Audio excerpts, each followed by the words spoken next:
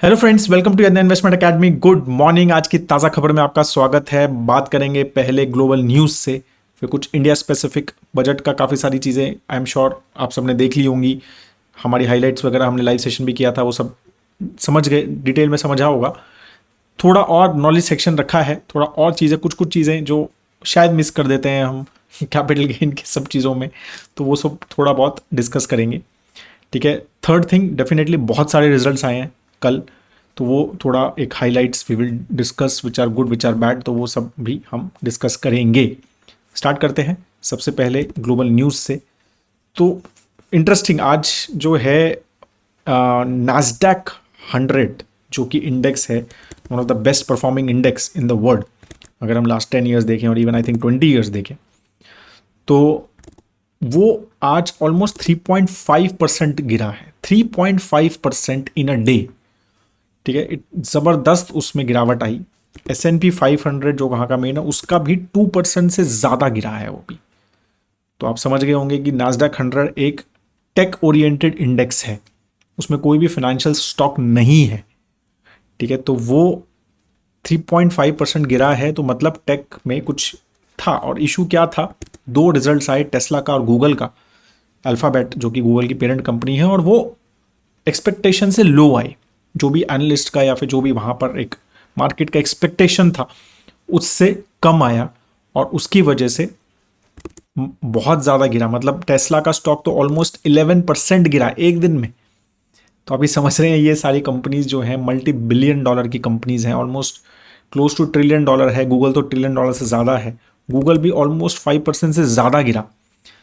तो इतनी बड़ी बड़ी कंपनीज, ठीक है, और वो भी इतना ज़्यादा शार्प रिएक्शंस आजकल आते हैं टिपिकली फ्रॉम इन्वेस्टर्स। और ये सारी चीज़ों की वजह से पूरा जो मैग्निफिसेंट 7 कंपनीज मानी जाती हैं, राइट, जो माइक्रोसॉफ्ट है, एप्पल है, ये दोनों हैं, टेस्ला है, एनवीडिया है, राइट, तो वो मैग्निफिसेंट 7 सब के सब गिरे हैं आज। और इसकी वजह से ही, और उनका ही बड़ा वेटेज है इन नास्डैक 100 एंड S&P 500, और उसकी वजह से ये सब गिरे हैं। रसल 2000 जो कि वहाँ का small and mid cap index company है, दैट इज डूइंग वेल, और वो कंसिस्टेंटली अच्छा कर रहा है। स्पेशली जब से ये एक्सपेक्टेशन हो गया कि भाई इंटरेस्ट रेट्स अब ऑलमोस्ट कंफर्म है, at least 2 interest rate cuts in 2024।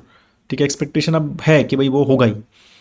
तो तब से वो हुआ है जब से small and mid caps are doing well, जबकि वो बिल्कुल ही ज़्यादा ध्यान ही नहीं दी, मतलब उनका परफॉर्मेंस था ही नहीं कुछ। मेजरली सब मैग्निफिसेंट 7 की रैली रही है, बहुत ही स्क्यूड रैली रही है यूएस में।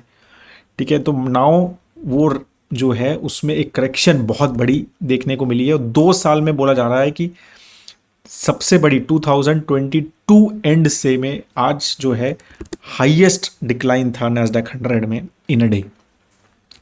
तो ये चीज़ें हैं। अब ये आगे शुरुआत है क्या, it is just a blip, और इज इट कि भाई आगे अब थोड़ी करेक्शन और देखने को मिल सकती है, क्योंकि वैल्यूएशंस क्रेजी हैं वहाँ पे भी। मतलब इन सब कंपनीज के क्या, डेफिनेटली बहुत ज़बरदस्त ग्रोथ भी हुआ है, अर्निंग वगैरह सबका, बट वैल्यूएशंस भी बहुत, कई कई अच्छे खासे वैल्यूएशंस, एक्सपेक्टेशन बहुत ज़्यादा है इन कंपनीज से। तो वो थोड़ा बहुत भी अगर मीट नहीं हो रहा है, तो इस तरह के रिएक्शंस मार्केट उनको दे रहा है। इंडिया की अगर हम बात करें, राइट, तो बजट का जो रिएक्शन है वो तो मेरे को लगता है कि मार्केट ने कुछ ज़्यादा नेगेटिव नहीं दिया है, राइट। ओवरऑल पॉजिटिव स्ट्राइड में हुआ है, इवन दो कैपिटल गेन जो टैक्स बढ़ा है उसका काफ़ी बड़ा एक नेगेटिव रिएक्शन एक्सपेक्टेड था। But I think liquidity and overall सब चीज़ों की वजह से DIIs has consistently last 2 days में अच्छा खासा बाइंग हुआ है, और उसकी वजह से markets have not gone down. ठीक है, तो ये चीज़ें अब कैसी रहेंगी, और मतलब will it have a asset allocation impact, क्योंकि काफ़ी ज़्यादा ये एक्सपेक्ट किया जा रहा है कि with this higher tax interest rate in equity, और काफ़ी सारे जैसे REITs वगैरह को का भी कम कर दिया है, 3 ईयर से 1 ईयर कर दिया, तो काफ़ी सारी चीज़ों में चेंज किया है, सिंप्लीफिकेशन किया है कैपिटल गेन टैक्सेशन में, और बढ़ाया है ओवरऑल थोड़ा। तो ये सारी चीज़ों की वजह से एक लग रहा है कि भाई इक्विटी को एट पार किया है काफ़ी सारे अदर एसेट क्लासेस के साथ, और इससे क्या इक्विटी एलोकेशंस में एक चेंज आएगा, क्या लोग थोड़ा कम करेंगे क्या, तो वो चीज़ें अब थोड़ी सी हमें मीडियम टर्म लॉन्ग टर्म में समझ आएंगी, राइट? और क्या उससे मार्केट में इम्पैक्ट होगा क्या, तो we will have to understand those things. एक बहुत इंटरेस्टिंग सीबीआईसी चेयरमैन का आया कि जीएसटी बायंसी जो है अब एक्सपेक्टेड टू डिक्लाइन है। तो जीएसटी बायंसी क्या होता है कि जीएसटी का टैक्स रेवेन्यू का ग्रोथ और डिवाइडेड बाय जीडीपी का ग्रोथ। तो टैक्स रेवेन्यू जीएसटी का टैक्स रेवेन्यू का ग्रोथ जो है कंसिस्टेंटली बहुत हायर रहा है सिंस जीडीपी, मतलब जीएसटी को स्पेशली लास्ट 1-2 साल में, ठीक है, क्योंकि more and more people came in GST net, जो भी उसकी सिंप्लीफिकेशन किया या जो भी चीज़ें कुछ जहाँ पर चोरी हो रही थी वो सब चीज़ें सॉल्व की, तो कंसिस्टेंटली काफ़ी अच्छा ग्रोथ रहा है। बट अब जो है एक्सपेक्टेड है कि जीएसटी का जो कलेक्शन है वो जीडीपी के ग्रोथ के आसपास ही रहना चाहिए। तो that's the expectation the CBIC chairman जो है उनका है। तो ये इंटरेस्टिंग चीज़ें हैं, राइट, कि किस तरह से, मतलब हम जब नंबर्स देखते हैं, राइट, हम कहते हैं यार इतना अच्छा बढ़ रहा है, इसका मतलब गवर्नमेंट का रेवेन्यू बढ़ रहा है। बट वो चीज़ें अब कह रहे हैं कि भैया वो चीज़ें हमारी लग रहा है कि अब it will be align to GDP, ठीक है। इंटरेस्टिंग एक और चीज़ है कि स्मॉल सेविंग इनफ्लोज अगर हायर रहा तो इंडिया जो है ओवरऑल गवर्नमेंट जो है अपने बोरोइंग्स को कम भी कर सकती है। गवर्नमेंट का बोरोइंग्स का expectation from FY25 is similar to FY24, they have not increased. वो हमारा नॉलेज सेक्शन में डिस्कस भी होगा आज, ठीक है। तो दे हैव नॉट इंक्रीज दैट, तो वो कह रहे हैं कि वो कम भी हो सकता है अगर स्मॉल सेविंग स्कीम क्या होते हैं, तो पीपीएफ, ईपीएफ, क्या कहते हैं, post office schemes and all those things, right, NSC and all those things, senior citizen saving schemes and Sukanya Samriddhi and all those. तो ये सारी चीज़ों में कह रहे हैं कि अगर अच्छा खासा फ्लो रहा तो कम भी कर सकते हैं। और ठीक है, तो 4.2 लाख करोड़ का एक्सपेक्टेशन है कि गवर्नमेंट को वहाँ से कलेक्शन मिल सकता है, कि जैसे जैसे हम इनमें डालेंगे पैसा तो वहाँ पर हो सकता है।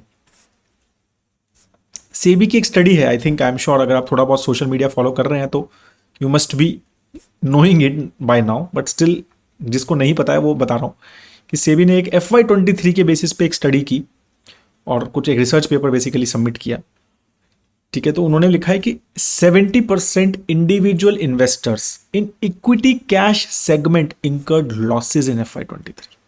तो FY23 का जो नंबर आया, और आई एम श्योर सेबी ने इनकम टैक्स अथॉरिटी से नंबर्स जो भी डिस्कस किए हैं और ITR में जब फाइलिंग होती है तो उसमें पता चला कि 70% ने लॉस बुक किया है।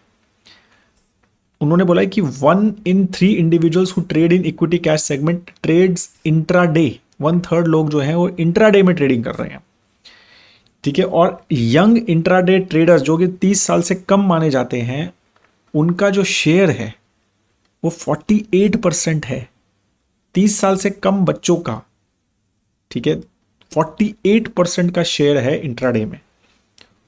और ये 2018-19 में, मतलब 4 साल पहले 18% था, अब वो 48% हो गया है। तो कितना ज़बरदस्त जो यंग क्राउड है वो इसमें आया है, वो चीज़ हमें समझनी है, ठीक है। और proportion of loss makers increase to 80% of traders with very frequent trading activity, ठीक है। तो ये लॉस है, और एफडी से कम रिटर्न तो अलग ही नंबर होते हैं। तो ये सब loss people have booked in FY23। तो ये सारी चीज़ें जो हैं सेबी ये इस तरह की स्टडीज़ करती रहती है, समझाती रहती है। It is important for us also to educate not just ourselves, but आसपास के लोगों को भी समझाया जाए कि ये जो चीज़ें हैं, right, it is very very tough to crack this and you are competing against, जैसे वो बार बार बोलते हैं, जीरो सम गेम है ट्रेडिंग। अब कुछ स्टॉक स्पेसिफिक की बात करते हैं। रिजल्ट्स एज आई सेड काफ़ी सारे आए हैं। एक्सिस बैंक का रिजल्ट आया, थोड़ा एक्सपेक्टेशन से कम आया, मेजरली बिकॉज ऑफ प्रोविजनिंग बहुत ज़्यादा बढ़ी है, ठीक है। ऑलमोस्ट 97% प्रोविजनिंग बढ़ी है ईयर ऑन ईयर और 72% क्यू ऑन क्यू। तो उसकी वजह से सिर्फ 4% का ही प्रॉफिट इंक्रीज हुआ है ईयर ऑन ईयर, जबकि नेट इंटरेस्ट इनकम जो है वो 12% से बढ़ी है और NIMs भी स्टेबल रहे हैं 4% के आसपास। एडवांसेस जो बैंक ने दिए हैं वो 14% से बढ़े हैं। रिटेल लोन जो है वो 18% से बढ़े हैं। बैंक बैलेंस शीट भी 13% से बढ़ी है, ठीक है। कासा डिपॉजिट 4% से बढ़े हैं। डिपॉजिट्स, टर्म डिपॉजिट 20% से बढ़े हैं। तो वो सारी चीज़ें अच्छी हैं, but the problem has been the provisioning, ठीक है, जबकि एनपीएस बड़े हैं थोड़े, 1.43 से 1.54 हुए हैं क्यू ऑन क्यू। ठीक है, तो वो भी थोड़ा बड़ा है, तो that is I think market didn't like, और शायद थोड़ा नेगेटिव वो क्लोज हुआ। सिटी इंटीग्रेशन जो सिटी बैंक का उन्होंने बिजनेस लिया था, that also they have said कि now they have completed that in July 2024। L and T का रिजल्ट आया, again 12% year on year net profit increase है, रेवेन्यू 15% से बढ़ा है, एबिटा भी 15% से बढ़ा है, मार्जिन जो है वो स्टेबल रहे हैं 10% पे, ऑर्डर इनफ्लो जो है वो 70,000 करोड़ का रहा है इस क्वार्टर में, 8% इंक्रीज हुआ है ऑर्डर इनफ्लो, और उसमें से 70,000 में 32,000 करोड़ के जो ऑर्डर हैं वो बाहर के हैं, आउटसाइड इंडिया के हैं। तो 46% जो ऑर्डर इनफ्लो आए हैं इस क्वार्टर में वो 46% आउटसाइड इंडिया से आ रहे हैं। ठीक है, कंसोलिडेटेड ऑर्डर बुक, अब जो ऑर्डर बुक इनके पास बची है जो एग्जीक्यूट नहीं हुई है, वो 4,90,000 करोड़, 4.9 लाख करोड़ रुपीस की है। 19% से ऑर्डर बुक ग्रो हुई है लास्ट ईयर से। ठीक है, और उसमें से इंटरनेशनल ऑर्डर का जो ओवरऑल ऑर्डर बुक है उसमें 38% इंटरनेशनल ऑर्डर्स हैं उनके पास। ठीक है, they are saying that, L N T says कि भाई हमारे इस साल, मतलब हमारी ऑर्डर पाइपलाइन जो है इस साल FY25 तक 9 ट्रिलियन डॉलर की, 9 ट्रिलियन रुपीस की हो सकती है, मतलब 4.9 लाख करोड़ से 9 लाख करोड़ की हो सकती है। ठीक है, तो ज़बरदस्त एक 60-70% ऑर्डर बुक इंक्रीज करने का एक्सपेक्टेशन उनको है। ठीक है, एक और चीज़ उन्होंने बहुत इंटरेस्टिंग कही कि जो स्किल है, हमारे जो स्किल सेट है, स्किल्ड लेबर है, बहुत ज़्यादा outside India specially Middle East में जा रही है, and that's what they are getting orders also, and we are facing lot of shortage of skilled labours in India. तो वही है कि हम रीस्किलिंग, और एक तरफ हमारे अनएम्प्लॉयमेंट की बात हो रही है और एक तरफ से एलएनटी जैसी कंपनी बार बार ये कहती है कि हमारे पास स्किल्ड लेबर की बहुत कमी है। तो reskilling of India, right skills हमारे लिए बहुत इंपॉर्टेंट है। आई थिंक बजट में भी वो थोड़ी चीज कवर की है, बट वो बहुत ज़्यादा इंपॉर्टेंट है। Sona BLW, one of our model portfolio stock का भी रिजल्ट आया, काफ़ी अच्छा रिजल्ट, रेवेन्यू 22% से अप, एबिटा जो है 23% से अप, नेट प्रॉफिट जो है वो 27% से ईयर ऑन ईयर बढ़ा है। ठीक है, तो ओवरऑल ईवी कंट्रीब्यूशन बढ़ा है, राइट, क्या कहते हैं 53% जो है ग्रोथ हुआ है ईवी का, और ओवरऑल रेवेन्यू में अब वो 33% कंट्रीब्यूट कर रहा है। ईवी ऑर्डर बुक भी जो है वो ऑलमोस्ट 79% है उनकी ओवरऑल ऑर्डर बुक में, 23,000 करोड़ की उनकी नेट ऑर्डर बुक है, उसमें से 79% वो ईवी पे। तो ईवी पे काफ़ी फोकस रहा है इस कंपनी का ओवरऑल, सोना BLW का। SBI Life, again all life insurance companies have given decent results in this quarter. I don't know if you have noticed, ICICI Pru Life, HDFC Life, SBI Life, सबका result आ गया है। ठीक है, सबके positive रहे, मतलब market में stocks भी थोड़े पॉजिटिव रहे हैं उस वजह से। तो एक थोड़ी स्टेबिलिटी, थोड़ी अब लाइफ इंश्योरेंस में आफ्टर कोविड एंड एवरीथिंग थोड़ी स्टेबिलिटी आती हुई नजर आ रही है। ठीक है, तो एक जो एक्सपेक्टेशन है कि भाई एक अच्छा सेक्टर है, एक अच्छा ग्रो होना चाहिए, एक मिड डबल डिजिट मतलब टीन में ग्रो होना चाहिए, तो वो अब लग रहा है कि ऑब्वियसली कंपटीशन है, वो सारी चीज़ें, अभी भी रिस्क हैं associated, huge competition, lot of players, all those things are there, but एक स्टिल एक सेक्टर ओवरऑल लगता है कि अब थोड़ा सा चीज़ें इंप्रूव कर रहा है।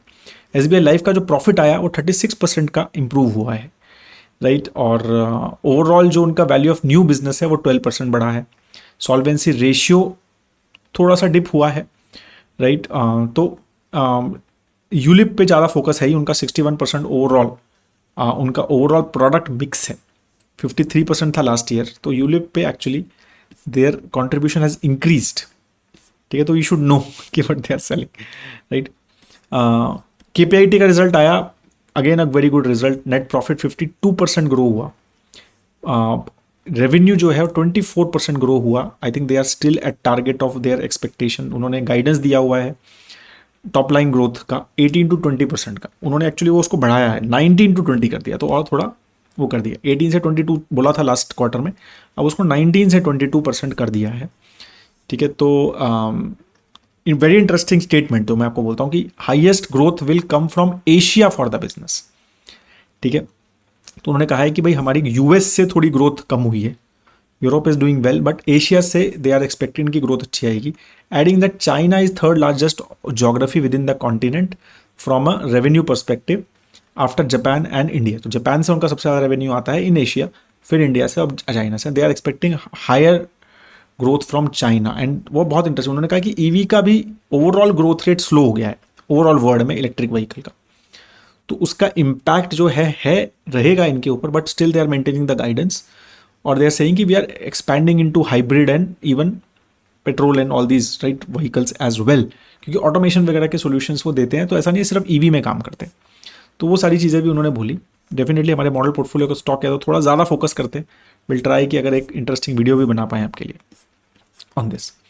ठीक है, so that is all I have on the overall results and things perspective. एक और इंटरेस्टिंग जो चीज़ news which I think missed was कि ओला इलेक्ट्रिक का मतलब ऑलमोस्ट IPO अब फाइनलाइज हो गया है. $740 मिलियन का IPO एक्सपेक्टेड है. तो 740 million is around 5,000 crore rupees, right. तो 5 to 6,000 करोड़ रुपीज़ का IPO एक्सपेक्टेड है अगस्त में. वैल्यूएशन उनकी जो वो एक्सपेक्ट कर रहे हैं, जो बोला जा रहा है कि 4 से $4.25 बिलियन का वैल्यूएशन एक्सपेक्ट कर रहे हैं. ठीक है, तो वी नो कि ओला इलेक्ट्रिक मतलब स्कूटर्स बनाते हैं, electric scooters. I think biggest share right in electric scooters in India currently. And and they are also planning to get in to other things, right. तो बाइक्स वगैरह का भी बात हो रहा है कि बाइक्स भी बनाएंगे वो इलेक्ट्रिक व्हीकल्स की. ठीक है, तो ये सारी चीज़ें कर रहे हैं. अब ये अगर आता है तो एक्सपेक्टेड है कि भी आथर एनर्जी टाइप की कंपनीज का भी ये आ सकता है. And there is also expectation कि जो इनकी पेरेंट कंपनी है जो ओला कैब्स भी काम करती है, तो उसका भी IPO लेटर आ सकता है. ओला कैब्स का भी IPO आ सकता है, ये एक्सपेक्टेड है. ठीक है, तो अब let's see. It will be a very big IPO and I am sure liquidity है मार्केट में, तो it will do well. Decent big brand है, but let's see how it goes. ठीक है, तो डेफिनेटली वी विल ट्राई कि अगर जब एक बार डिटेल्स आती है, सब RHP वगैरह आता है, तो we will try to get you more details on it. तो अब now I am sharing my screen. ठीक है, एंड जो नॉलेज सेक्शन के बारे में बात स्टार्ट करते हैं. तो एक बहुत इंटरेस्टिंग DSP का एक PDF उन्होंने 2 पेज का PDF लिखा था ऑन बजट. वो थोड़ा सा आपको एक्सप्लेन करता हूँ कुछ चीज़ें. Like I said we miss sometimes. So this is the DSP PDF. तो बेसिकली अगर आप सुन रहे हैं और देख नहीं पा रहे हैं तो इट्स ओके. तो आई जस्ट तो कुछ इंपॉर्टेंट पॉइंट्स, राइट. तो उन्होंने सबसे इंपॉर्टेंट जो बहुत इंपॉर्टेंट चीज़ रही बजट की वो था कि फिस्कल डेफिसिट को उन्होंने और कम किया. जो इंटरिम बजट में टारगेट 5.1% का था फिस्कल डेफिसिट का परसेंटेज ऑफ GDP, वो 4.9 किया है. ठीक है, तो that was a very very big plus which was expect, मतलब जो मिस हो गया शायद, और मार्केट शायद इसीलिए बहुत बड़ा नेगेटिव नहीं किया है. बहुत इंटरेस्टिंग. मैंने कल शायद लाइव सेशन में, आपने अगर पता नहीं सुना, बट ये भी नीलेश शाह जी का बहुत इंटरेस्टिंग एक कमेंट था इसके ऊपर कि कैपिटल गेन टैक्स जो बढ़ा है वो मार्केट को बढ़ने नहीं देगा, और फिस्कल डेफिसिट जो कम हुआ है करने की एक्सपेक्टेशन है वो मार्केट को गिरने नहीं देगा. ठीक है, तो ये सारी चीज़ें बहुत इंटरेस्टिंग है कि ये बहुत बड़ा पॉइंट था. फिस्कल डेफिसिट का जो पाथ है 4.5% का, वो कह रहे हैं कि वो ऑन कोर्स है 4.5% इन FY26.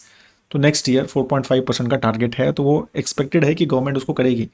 और अगर वो टारगेट कंप्लीट होता है या वहाँ तक पहुँचते हैं, तो there is a big chances कि हमारा सोवरन रेटिंग अपग्रेड होगा. जो हमारा भी BBB- पे है, तो वो अपग्रेड होगा. तो that will be good boost for overall economy and specially from the bond market perspective. ठीक है, अगेन जैसे मैंने बोला, ग्रॉस गवर्नमेंट की जो बोरोइंग है ग्रॉस और नेट लेवल पे जो है वो ऑलमोस्ट सिमिलर रखी है उन्होंने. तो they are not increasing the borrowings as well, right. तो ये भी काफ़ी इंटरेस्टिंग चीज़ें उन्होंने बोली है. केपेक्स भी सेम लेवल पे रखा है जो इंटरिम बजट पे था, 11 लाख करोड़ का, जो कि 3.4% ऑफ GDP है. ठीक है, अब ऑब्वियसली अब उसका growth rate wise it is not increasing that much, मतलब percentage wise even though overall बढ़ रहा है, बट परसेंटेज इंक्रीज नहीं हो रहा है. और ये बहुत इंपॉर्टेंट कमेंट है इसमें कि overall government capex growth is likely slowing. Many capex oriented segments in market are priced to perfection और for continued expansion of government capex that's missing. तो उन्होंने कहा है कि भाई काफ़ी सारी सेगमेंट्स गवर्नमेंट मतलब हमारी जो मार्केट में है, जैसे डिफेंस हो गया, रेलवे हो गया, ये सब, तो ये जो है या तो जो केपेक्स चल रहा है बिल्कुल उसको एकदम परफेक्टली प्राइस कर लिया है, या एक्चुअली एक्सपेक्टेड है कि ये केपेक्स बहुत फास्ट और बढ़ेगा बट शायद नहीं बढ़ेगा। ठीक है, तो वो मिस हो रहा है कहीं पर कि केपेक्स जो है, अब गवर्नमेंट कह रही है कि भाई हमने कर लिया कितना केपेक्स करना है, अब हम फिस्कल डेफिसिट पे फोकस कर रहे हैं, अब हमें फिस्कल डेफिसिट कम करना है, हमें बोरोइंग्स कम करनी है, राइट। तो ये सारी चीज़ें इंपॉर्टेंट है, राइट। तो केपेक्स जो है, गवर्नमेंट का थॉट है कि भाई हमने जो मेजर गवर्नमेंट केपेक्स कर लिया, अब private capex should come and take India to the next level. जो गवर्नमेंट का जो केपेक्स है वो हम करेंगे but we will not be able to grow that much. अब हमें फिस्कल डेफिसिट पे फोकस करना है, ठीक है। तो government is not focused on growth revival now, they are expecting कि private sector will do the growth revival. तो ये काफ़ी इंपॉर्टेंट पॉइंट्स थे, ठीक है। बाकी ये जो आपका टेबल है, तो which I just wanted to show quickly, ये हमारा पूरा बजट है। तो अब RE मतलब ये लिखा है नीचे, रिवाइज एस्टीमेट्स हैं, ये प्रोविजनल एस्टीमेट्स हैं, ये मार्च में बजट आया था उसमें जो एस्टीमेट्स था, और नहीं सॉरी, ये मार्च 2024 लास्ट फाइनेंशियल ईयर के एस्टीमेट्स हैं, और ये जो है हमारे इंटरिम बजट के एस्टीमेट्स थे, और ये करंट बजट के मार्च 2025 के एस्टीमेट्स हैं। तो कैसे, तो बेसिकली हमारा ग्रॉस टैक्स रेवेन्यू मार्च 2024 में जो प्रोविजनल एस्टीमेट्स थे वो है 34 lakh crore rupees, 34 lakh crore rupees, 34,000 billion rupees है ये। तो आप उसको कन्फ्यूज नंबर को जोड़ो, 34 लाख करोड़ रुपीस एक्चुअली, ये 34.6 लाख करोड़ रुपीस था। अब जो है हमारा ग्रॉस टैक्स रेवेन्यू एक्सपेक्टेड है गवर्नमेंट के हिसाब से 38.4 लाख करोड़ का। तो यहाँ पर इंक्रीज हुआ कितना, 11% का यहाँ पर इंक्रीज लिखा हुआ है, ठीक है। फिर डायरेक्ट टैक्स रेवेन्यू जो है 19 लाख करोड़ का था, वो अब 22 लाख करोड़ का एक्सपेक्टेड है, तो 15% का ग्रोथ। इनडायरेक्ट टैक्स जो है वो 15 लाख करोड़ का था, वो 16 लाख करोड़ का है, 6% का ग्रोथ। तो इनडायरेक्ट टैक्स अब slow, indirect tax is GST basically, ठीक है। Net tax revenue 23 lakh crore का था, अब 25.8 लाख करोड़ का है। ये कम क्यों है, 38 से 25 कैसे हो गया, मतलब जो गवर्नमेंट को, सेंट्रल गवर्नमेंट को स्टेट गवर्नमेंट्स को देना है वो सब माइनस करके नेट टैक्स रेवेन्यू गवर्नमेंट के पास बजट का जो रेवेन्यू है वो ये है। उसके बाद फिर नॉन टैक्स रेवेन्यूज़ हैं कुछ 5 लाख करोड़ के, राइट, और फिर नॉन डेट कैपिटल रिसीट्स हैं इतने की। तो ये सब मिला के इनके पास 32 लाख करोड़ रुपीस का नेट रेवेन्यू गवर्नमेंट का एक्सपेक्टेड है मार्च 2025 तक। और खर्चे क्या है, खर्चे रेवेन्यू एक्सपेंडिचर है 37 लाख करोड़ का, जो नॉर्मल खर्चे करने हैं, ठीक है, जिससे सैलरीज देनी है एम्प्लॉयज़ को, बाकी नॉर्मल जो खर्चे हैं वो, राइट। तो वो 37 लाख करोड़ का है, मतलब जो सब्सिडीज जा रही हैं, जो भी चीज़ें हो रही हैं, राइट। तो सब कुछ 37 लाख करोड़ का है, तो 32 का तो रेवेन्यू है, 37 का तो यही है, और 11 लाख करोड़ का प्लस केपेक्स और कर रही है गवर्नमेंट, ठीक है। जो मैंने बोला था कि वो पहले लास्ट टाइम भी इतना ही था, वो बढ़ाया नहीं, ठीक है। खर्चे थोड़े से बढ़ाए हैं गवर्नमेंट ने। और जो हमारा फरवरी में बजट था उसमें एक्सपेक्टेड था 30 लाख करोड़ का रेवेन्यू, 32 लाख करोड़, तो वो भी रेवेन्यू थोड़ा बढ़ गया है, और उतना ही उन्होंने खर्चा थोड़ा बढ़ा दिया। तो पहले एक्सपेंडिचर 47 लाख करोड़ का था, 48 लाख करोड़ का है, और रेवेन्यू कितना है, 32 लाख करोड़ का। फिजिकल डेफिसिट 16 लाख करोड़ का। तो कितना परसेंटेज है, 4.9, पहले 5.91 था, अब 4.9% physical deficit as a percentage of GDP। तो $4 ट्रिलियन के आसपास की GDP है, तो उस हिसाब से ये है। तो बेसिकली फिजिकल डेफिसिट अगर आप देखोगे तो it has decreased from last year FY24 में 16 लाख करोड़ का फिजिकल डेफिसिट था, अभी भी 16 है, तो एक्चुअली कम हुआ है, ठीक है। एक्सपेंडिचर 44 लाख से जबकि बढ़ा है, और रेवेन्यू भी बढ़ा है, ठीक है। तो सब कुछ बढ़ने के बाद भी हमारा फिजिकल डेफिसिट, क्योंकि रेवेन्यू ज़्यादा बढ़ा है, रेवेन्यू बढ़ रहा है कितना, रेवेन्यू बढ़ रहा है ऑलमोस्ट 15% से, और एक्सपेंडिचर 9% से बढ़ा है, तो इसकी वजह से हमारा फिजिकल डेफिसिट कम हो रहा है। तो ये सारी चीज़ें इंपॉर्टेंट है, और अगर हम ये टारगेट रिवाइज भी होते रहते हैं, ठीक है, जैसे रिवाइज टारगेट ये सब आते हैं, तो बाकी पता चलेगा कि कैसा है, टारगेट मीट होंगे या नहीं होंगे, तो will know near our January February के बजट्स के आसपास। But these are very important numbers, और as I said fiscal deficit reducing is the government का मेजर फोकस। तो अभी इनका ये थॉट है कि शायद कैपिटल केपेक्स बढ़ाया है, 9 लाख करोड़ का था, अब 11 लाख करोड़ का किया है, तो 17% का केपेक्स बढ़ाया है, ठीक है। बट वो लास्ट ईयर 29% से बढ़ा था, अब 17% से बढ़ रहा है। तो यही है एक्सपेक्टेशन कि अब जो है केपेक्स का ग्रोथ वो जैसा पहले बढ़ रहा था उस हिसाब से नहीं बढ़ेगा, capex growth will get slow down. तो ये सारी चीज़ें हैं, और अगर अच्छी लगी तो please do right in the comment section, like ज़रूर करिए वीडियो को if you like it, 1.5x पे भी देख सकते हैं वीडियोस को, जस्ट फॉर लिटिल फास्टर, या फिर नॉलेज सेक्शन को हटा सकते हैं अगर आपको मेजर न्यूज़ देखनी है। That is all. Have a great time है दोस्तों। जय हिंद।